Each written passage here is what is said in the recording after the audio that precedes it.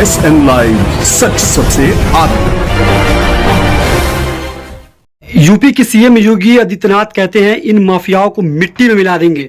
और अतीक अहमद के पहले बेटे की गोली मारकर के एसटीएफ के द्वारा मुठभेड़ में उसको मौत की घाट उतार दिया जाता है।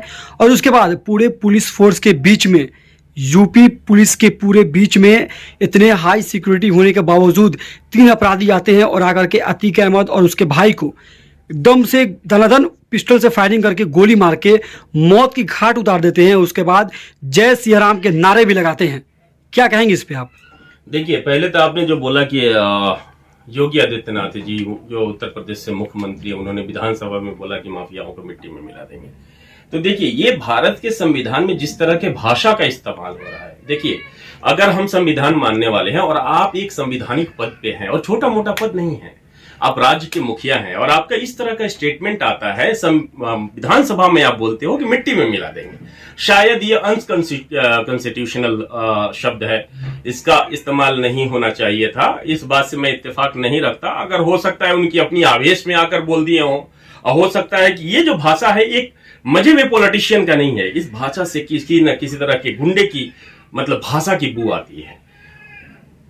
मिट्टी में मिला देंगे, उल्टा लटका देंगे। एक हमारे मंत्री जी हैं जो बिहार में जाते हैं तो बिहारियों को एक संदेश दे के आते हैं, जो इनके पक्ष के लोग हैं उनको मोटिवेट करने के लिए, उनको प्रवोक करने के लिए। जब बिहार का कुछ जिला जल रहा होता है तो उसमें प्रवोक करने का एक शब्द का इस्तेमाल करके आए कि अगर मेरी सरकार आती है तो उल्टा लटका देंगे। ये उल्टा लटका देना, क्या ये किसी राजनेता का किसी संवैधानिक पद पे बैठे हुए व्यक्ति का शब्द है? ये सारी बातें जो है ना, ये बातें बड़ी अंदर से आदमी को तोड़ दिया है, झकझोर दिया है कि हम किस तरह की समाज की परिकल्पना कर रहे हैं।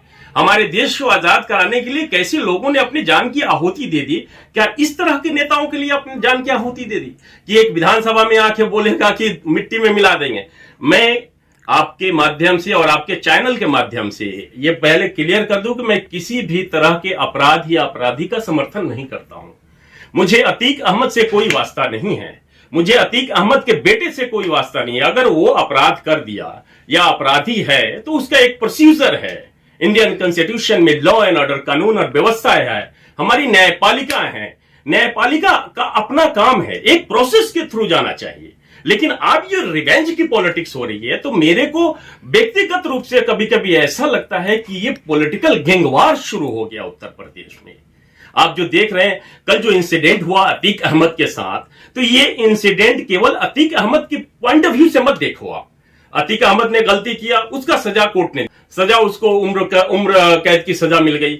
उसके बाद से उसको मेडिकल ले जा रहा है, महज 4 या 5 पुलिस रहते हैं। जैसे बोला गया कि 17 पुलिसकर्मी थे, सबको सस्पेंड कर दिया गया। क्या हक है क्या नहीं है उसका तो मेरे पास उसका एक्सेस नहीं है कि मैं उस पर प्रॉपर वे से कमेंट कर सकूं। लेकिन जो मीडिया के माध्यम से जो वीडियो सामने आई है वो विचलित करने वाली वीडियो है। आप उस वीडियो को देखो कि किस तरह से गोली मारा जा रहा है और कहां गोली मारा जा रहा है। अंडर पुलिस कस्टडी, पुलिस के अंडर ये गोली मारा जा रहा है। तो ये क्या एक व्यक्ति जिसको हमारे न्यायपालिका ने सजा दे रखा है, उसको मुजरिम घोषित कर रखा है, अपराधी घोषित कर रखा है, वो उसको जीवन भर का कारावास मिल गया और उसको इस तरह से गोली मारा, तो क्या ये अतीक अहमद का हत्या है? क्या ये भारतीय लोकतंत्र का हत्या है? क्या ये संविधान का है? क्या ये भारतीय न्यायपालिका का हत्या है? और क्या ये किसी समुदाय विशेष को एक मैसेज देने की, देखिए दबे जुबान ये बातें चल रही हैं कि हिंदुस्तान में एक समुदाय है जो अपने आप को असुरक्षित महसूस कर रहा है, सेफ महसूस कर रहा है। तो अगर तरह की घटनाएं अगर हमारे देश में होंगी, हमारे राज्यों में होंगी, तो हमारा जो ये अविश्वास जो पैदा हो रहा है ना एक समाज के प्रति, अति पिछड़ा को मारा जा रहा है, कहीं मुस्लिम को मारा जा रहा है, कहीं लिंचिंग हो रही है। देखो राजस्थान के 2 बच्चों के साथ क्या हुआ। 2 आदमी थे राजस्थान के, उनको वहां से किडनैप करके लाया जाता है और हरियाणा के क्षेत्र में लाकर जला दिया जाता है। तो अब ये जो प्रक्रिया चल रही है, जैसे अतीक के बेटे के साथ हुआ, जो हुआ, अगर उसने क्राइम किया तो एक प्रोसीजर है। हमारे जो भी कानून व्यवस्था है उसमें एक प्रॉपर प्रोसीजर बनाया गया है कि अगर कोई क्रिमिनल है तो उसको कैसे आप उसको सजा दे, उसको फांसी ला दो ना, उसको आइडेंटिफाई करो। अब उसको मार ही दिया आपने, और जब आपने मार ही दिया तो वो तो बता नहीं सकता ना कि वो किसके प्रभोग में आया, सत्ता के लोग उसको उकसाए थे, कि विपक्ष के लोग उसको उकसाए थे, कि उसका कोई व्यक्तिगत बेनिफिट था उसके लिए, तो ये जांच का विषय था। लेकिन आपने जांच को खत्म कर दिया, अतीक अहमद को मार दिया। अतीक अहमद को मारा कि देश के कॉन्स्टिट्यूशन को मारा, ये संविधान पे हमला है। This is the murder of democracy, Indian democracy. इस चीज को समझना बहुत जरूरी है। देश बहुत विषम परिस्थिति से गुजर रहा है। आप देखो दिल्ली में क्या हुआ अरविंद केजरीवाल जी को। आज देखो, जब भी दिल्ली का शिक्षा मंत्री आज जेल में है, अरविंद केजरीवाल को सीबीआई बुला लेती है। आप बिहार में जाते हो, नीतीश कुमार को जाके अनाप शनाप बक के चले आते हो, बिहारी को प्रवोक करके आ जा रहे हो, बिहार के लोगों को प्रवोक करके आ रहे हो, मेरी सरकार आएगी तो उल्टा लटका देंगे। किस तरह के लोग हैं ये, कैसे मानसिकता के लोग हैं, किस तरह की मेंटालिटी है।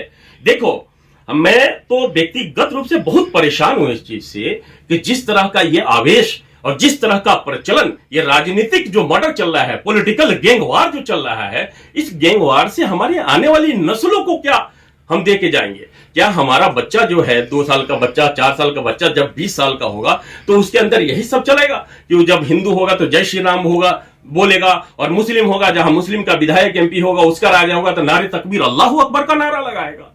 क्या यही सपना था हमारे पूर्वजों का?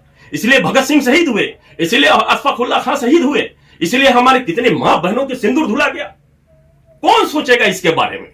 बोलने पे लोग बोलते हैं कि मुस्लिम को मारता है तो बोलता है वो कोई था, इससे पहले कोई और था, मेरे को नाम विकास दुबे जी, उनको भी उनका गाड़ी पलट जाती है, उसके बाद उनको मर्डर कर दिया जाता है, उनका कि रेटेलिएट में हो गया, पुलिस काउंटर में वो मारा गया। ये सब जांच का विषय है। हम लोग देखो, हम तो पहले तो आप मुस्लिम हो, ऊपर से अगर कोई कमेंट करते हो तो आप बहुत डरे हुए, समाज डरा हुआ है, और जो कमजोर तबका है ना आज के दौर में वो डरा हुआ है।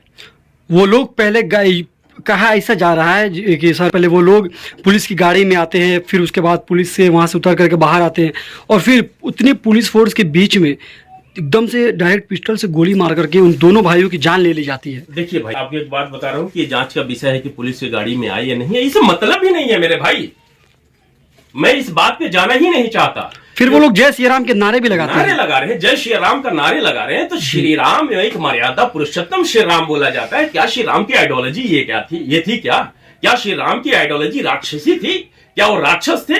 आदमी को खाने की उसकी आइडियोलॉजी देती है? क्या श्री राम के कहीं किसी प्रवचन में ये बोला गया है कि जो हिंदू सनातन को नहीं मानता, मुस्लिम को मानता है, सिख को मानता है, ईसाई को मानता है, तो उसको गोली मार दो? क्या भारत का संविधान इस चीज का इजाजत देता है?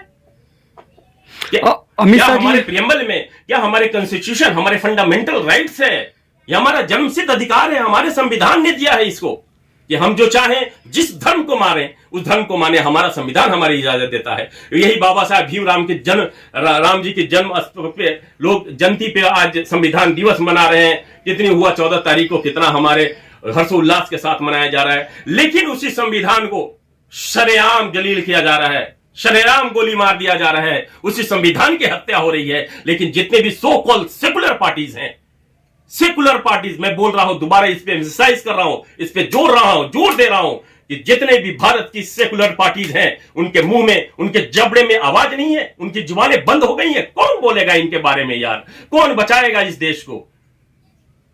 ये परेशानी हमारी, मैं इसलिए परेशान हूं कि हमारे बच्चे हैं, आपके बच्चे हैं, चाहे वो हिंदू के बच्चे हो या मुसलमान के बच्चे हो, अगर इस तरह की मानसिकता हमने अपने बच्चों के अंदर डेवलप कर दिया, भर दिया, तो जब वो 20 और 22 साल के होने तो हमारे देश का हालत क्या होगा? लोग बोलते हैं कि योगी है तो मुमकिन है, मोदी है तो मुमकिन है, इनका डिक्टेटरशिप चल रहा है, इनका तानाशाही चल रहा है। अगर ये तानाशाही के मानसिकता से भी चलते हैं तो परमानेंट कोई जीने के लिए नहीं आया। हमारे धर्म में एक जगह आता है कुरान में, कुल्लु नफ्सिन ज़ाइक़तुल मौत, हर नफ्स को मौत का मजा चखना है। जो भी इस दुनिया में आया है, जिसके अंदर जीव है, उसको मरना है। तो मरने से कोई नहीं डरता, मौत तो बरहक है, मौत तो आनी है।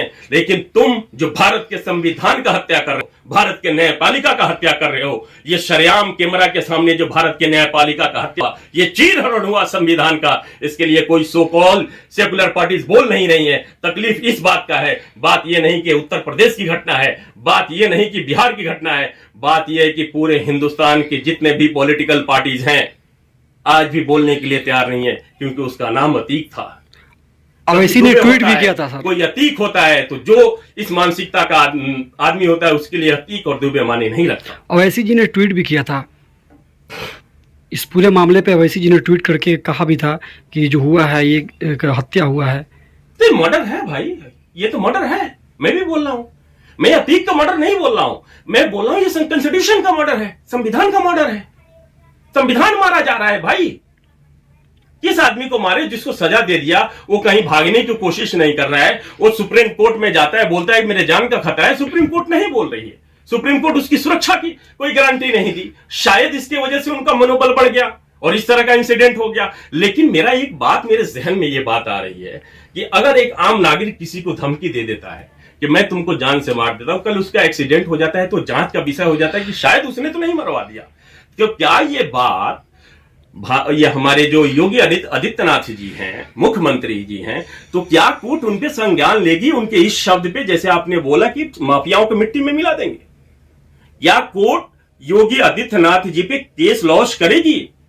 क्या इस पे बनता है कि नहीं बनता? इस पे जांच होगा कि हो सकता है कि एक संवैधानिक पद पे बैठा हुआ व्यक्ति इस तरह के शब्द का इस्तेमाल करता है और कुछ इस मानसिकता के लोग जाके उसको गोली मार देते हैं, और गोली मारने के बाद उसी आइडियोलॉजी को मानने वाले लोग उसी तरह के उद्घोष का इस्तेमाल करते हैं, जय श्री राम का इस्तेमाल करते हैं। अगर वहां जय श्री राम की जगह नारे तकबीर अल्लाह अकबर का नारा लगा होता, आज क्या हालत होता देश का? आप सोचो इसके बारे में। ये किस तरह की राजनीति हो रही है, ये किस तरह का पॉलिटिकल गैंग वार चल रहा है। और ये बात नहीं है कि आज योगी है तो चले जाएंगे, लेकिन अगर योगी की जो मानसिकता है, अगर यही दबाने की मानसिकता, रिवेंज की पॉलिटिक्स होगी, तो फिर हमारा देश बर्बाद हो जाएगा। कल योगी की जगह कोई और नेता आएगा और फिर योगी के जितने लोग हैं उनसे बदला लेने लगेगा, तो हमारे बच्चों का भविष्य कहां है हिंदुस्तान में? मैं इस चीज से परेशान, मैं भी मीडिया के सामने नहीं आना चाहता था, लेकिन आज मजबूरी है कि अपनी बात को तो रखे। क्या पता क्या होगा इसके बाद, मेरे स्टेटमेंट सुनने के बाद मेरा क्या होगा नहीं होगा। ये दहशत का माहौल बनाया जा रहा है। डरते हैं आप भी भाई, बोलने से? ये भारत है ना। कौन? एक शेर है कि यहाँ वसूल मोसवात जिंदा है, तो फिर किसी का जख्म किसी के लिए चमन क्यों है? कहता है कि यहाँ कानून व्यवस्था जिंदा है, तो फिर किसी का जख्म किसी के लिए चमन क्यों है? और इसी जमीन के फर्जंद हम भी हैं, लेकिन हमारे लिए माहौल में घुटन क्यों है? ये किस तरह का आबो हवा बना दिया गया, किस तरह का वातावरण बना दिया है हमारे लिए, हमारे बच्चों के लिए, आपके बच्चों के लिए। ये अभी हिंदू हिंदू हो रहा है, कल मुसलमान मुसलमान होगा, परसों ईसाई ईसाई होगा। ये क्या हो रहा है भारत में?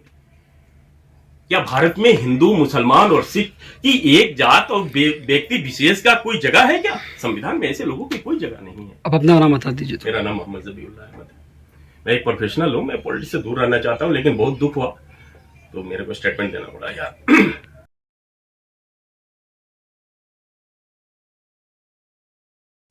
देश और दुनिया की ऐसी ही खबरों को पाने के लिए जुड़े रहिए हमारे साथ। और हाँ, अगर आप वीडियो को फेसबुक पर देख रहे हैं तो हमारे फेसबुक पेज को लाइक करें, और अगर आप यूट्यूब पर देख रहे हैं तो यूट्यूब चैनल को सब्सक्राइब करना मत भूलिए। वीडियो को लाइक कीजिए, शेयर कीजिए और अपने कमेंट्स जरूर